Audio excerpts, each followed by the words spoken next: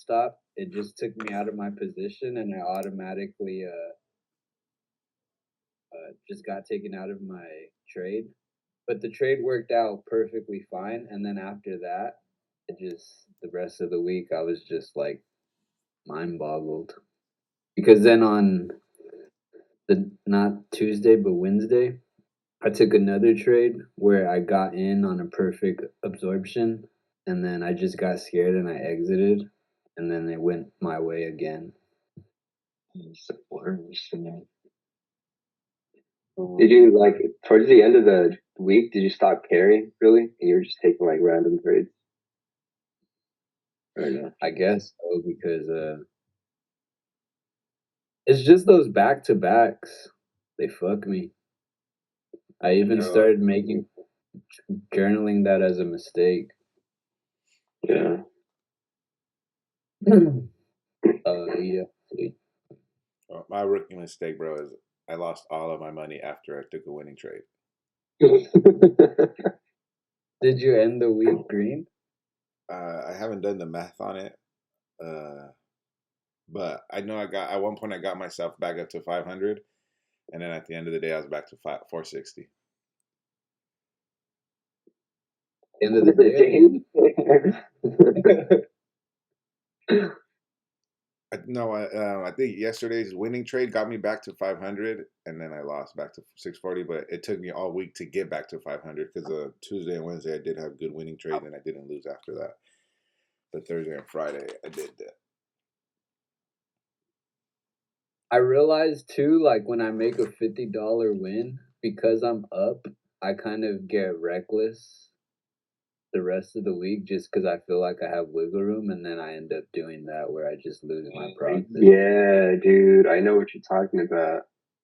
And then because you don't feel so bad losing like 10 or $15 because you have the ads. Yeah, that you got to be careful with. I've been thinking of that shit too.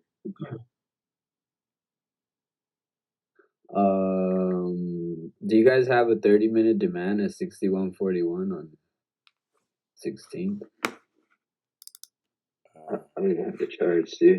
I got the main, like the one you have that we go into is a 2 hour for me at 6147. Like the main supply. Oh yeah. My whole thing right now, what I've been thinking is my three things that I need to work on are market context, first and foremost, because like yesterday when market came up to my 3 hour supply from pre-market, it was actually bouncing off a key 4 hour demand, and in pre-market it rallied like super aggressive right into the 3 hour supply. And without having the context in mind, I just started shorting at supply when in reality we were bouncing off a key 4 hour demand. So the chances of it dropping back under that demand were very slim. So it's like I wish I had one thing I want to focus on January is like really taking a picture of the pre-market, the what's happening right before the open or right at the open, like maybe the two first 5 minute candles. Take a picture there, and then take a picture like after my trading session, like 8 p.m. before, I mean 8 a.m. before I leave, and really compare the context of like where the market went. Did it bounce off a key demand or key supply and then trend in a certain direction? Because then that will stop me from forcing trades at supplies when they're not key supplies. I think That makes sense. But here, that's what I'm saying. Here, I don't know what we were bouncing off of. It looks like we might have been rejecting 4 hour supply in pre-market, and then it rallied. It bounced pretty hard to create this 30-minute demand, and then it chopped for 5, 10, 15, 20, 5, 10, 15, 20 minutes. Did anyone take a trade on Monday? Yeah. Losing trades. I took one at 7:30. I lost. I took my first one at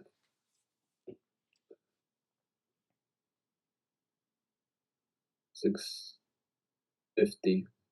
I got What is this?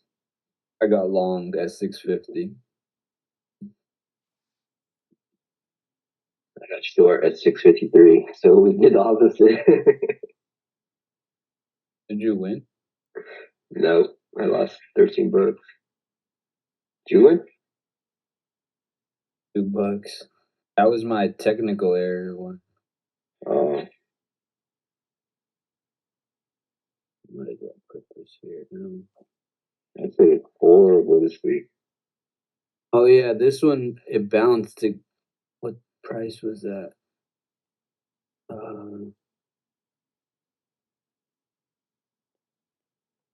I entered at 61.45, which was, I guess, a bit of a chase actually. I entered 61.46. I mean, I had a 4-point stop, but I ended up exiting because of that stop shit. I was targeting yesterday's high, which it didn't hit until after it pulled back aggressively one more time. So I don't know how that would have worked out for me anyways. Let's see. What time was your trade, Eloy? At 7:29:01. As a put.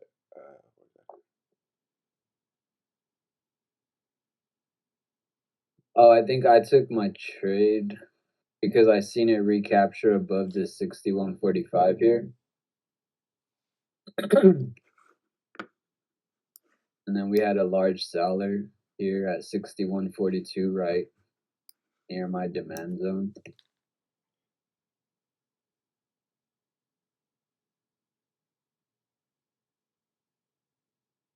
Seeing how, look at how, let me see. I'm looking at the CVD right now. It was at 1,000. What does CBD mean again to you guys when you see that? Unlimited volume data. So if you see that, if you see like a high CBD, then it kind of gives you a feeling that a lot of volume is stepping in for your trade. Not necessarily. I was looking at it to see if it was, because if say it was red right now and you're seeing aggressive selling, but then you start to see the CVD go positive, then that's showing us that buyers are starting to get in control. But it's green. I thought it was red and then went green, but it was green the whole time. But you could see the buyers are picking up here with 1,000. It was at like, see how it goes to 1,000, and the popping is happening when we had that. It doesn't show the same size here. 600 lot seller here in right above demand. So sellers were aggressive here. Buyers start stepping in, but we're still kind of chopping. But I think it pops up from.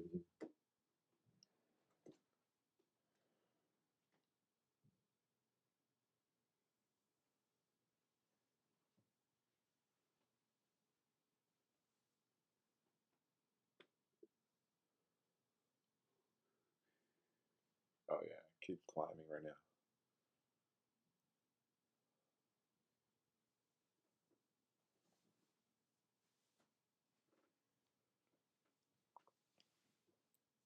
I got that from ChatGPT, by the way. She pointed it out to me that when aggressive selling is happening at your demand, check to see if CVD is going the opposite direction.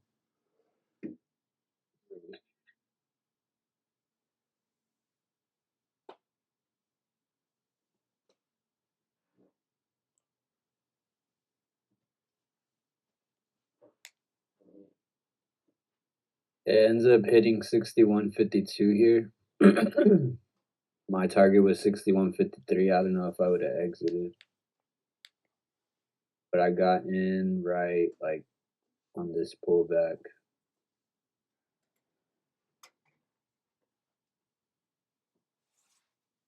my stop right here.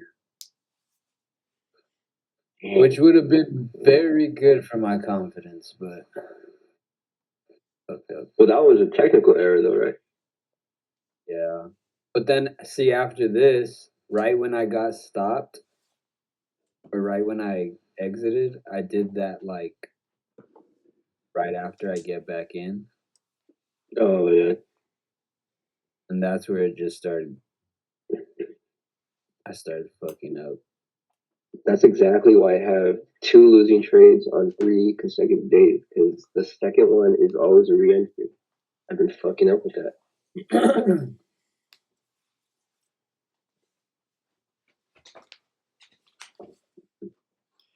Oh wait, no, I didn't get back in right away. I got in at 7:31 again. It just was a bad entry, I think.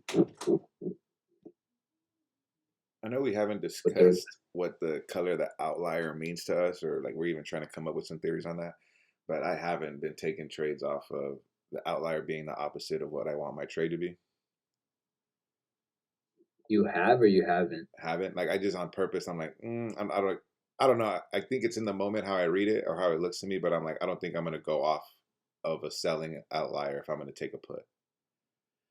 Right now, I can't think of the moment. It's like barely something I've been trying to like catch repeatedly, but it's not. You said if you're gonna take a put, you're not gonna go off a selling outlier or a buying outlier. Oh, that could be one of your trading rules. There you go. That's what I'm saying. I just need more data on it, like to visualize it and then remember it. But right now, it's just been something I've been kind of trying to do. Like I don't, or it depends. Also, it kind of depends because I'm still trying to figure it out. But I just been intentionally not doing that. I'm gonna wait to see like if the outlier that I want shows up. I only take it on the opposite if it's struggling, so I can do the reversal. Like I see what you're saying. Like if price pulls back into like a red outlier and you expect it to bounce back up, kind of sketchy. Yeah, I don't know why. Like, and it's also just been helping me be like, well, then that's your rule. Then don't take a trade yet. Just wait till you see. Because then when I do see the one I see, I did notice last week or this past week, I took a couple of trades where it went in my favor. And I'm like, more than anything, I was just excited that I was patient enough to say, nah, I'm going to wait for the outlier that I want. Yeah, that's good. Those are good habits.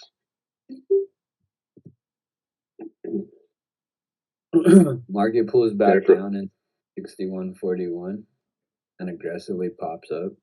I think I was chasing right here then, or what? I took a put like right here, and obviously it just kept going up.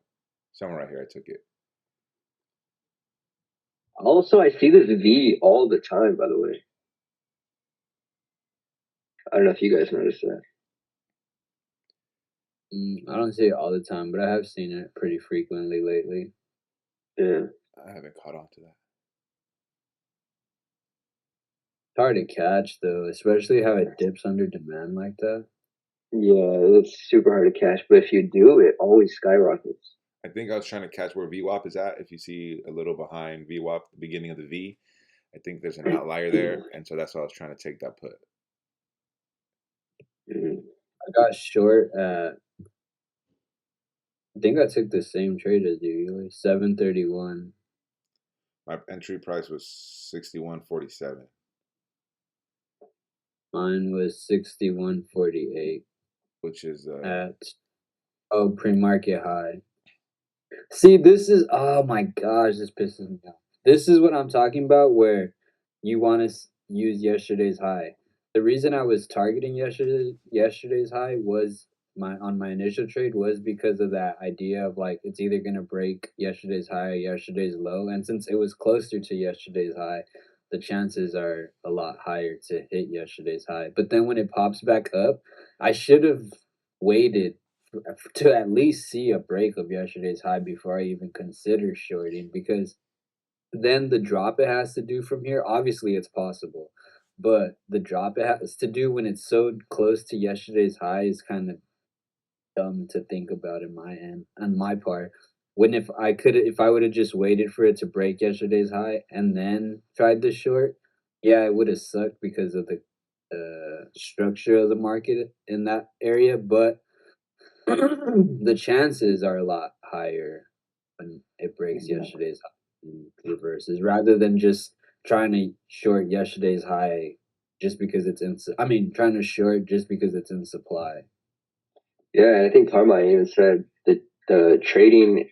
I think it was Carmine. He said, trading is a game of probabilities. Yeah. So like, yeah, just go with that.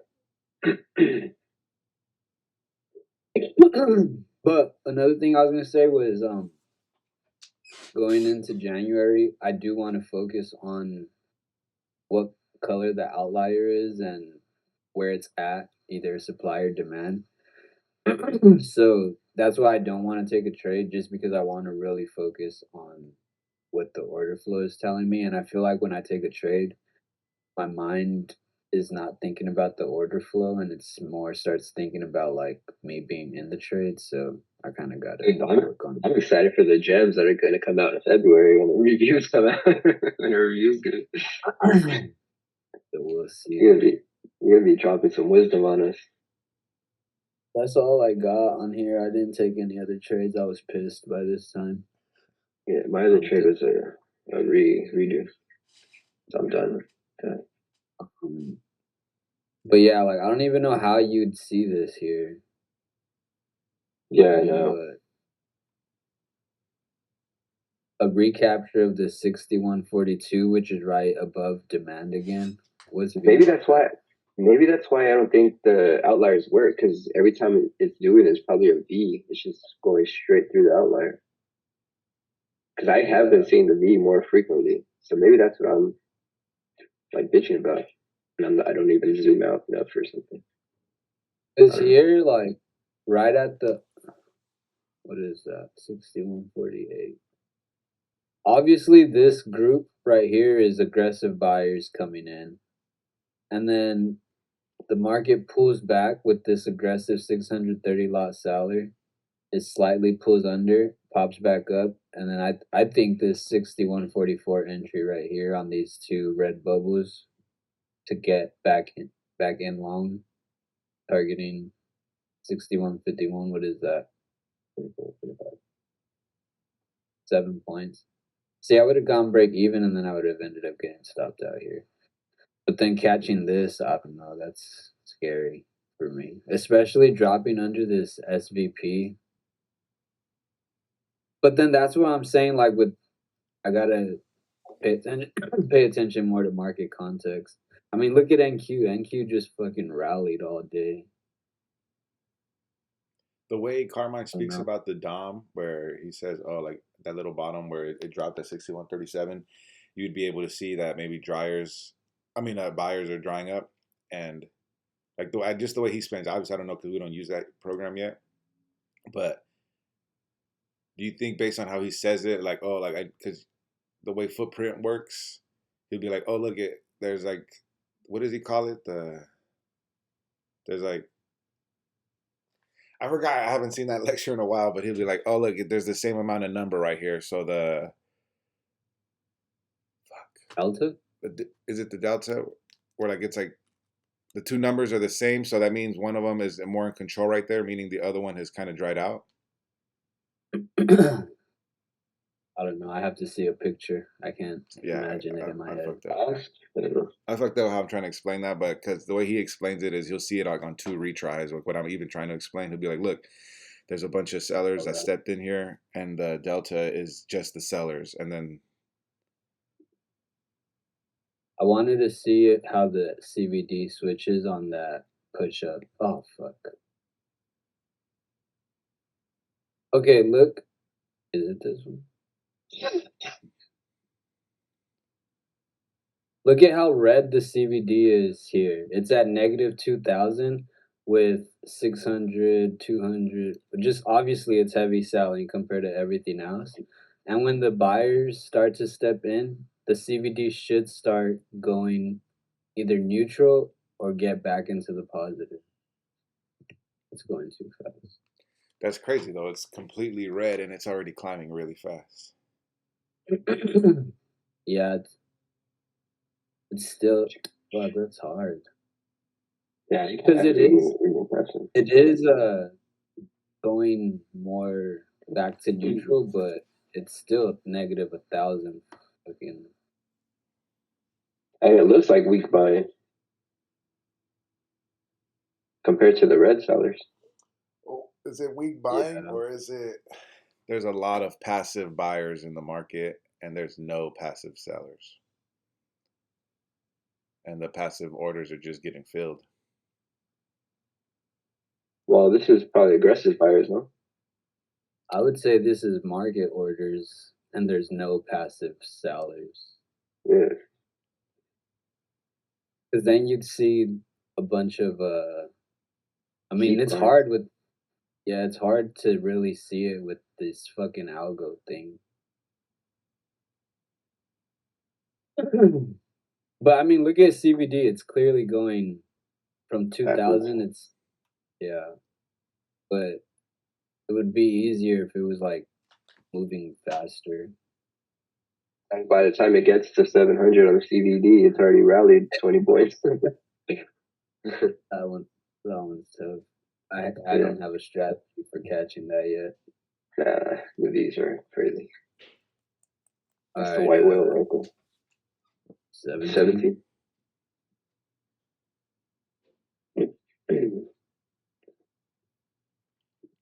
You done with Oh, this it's one? right there. Yeah.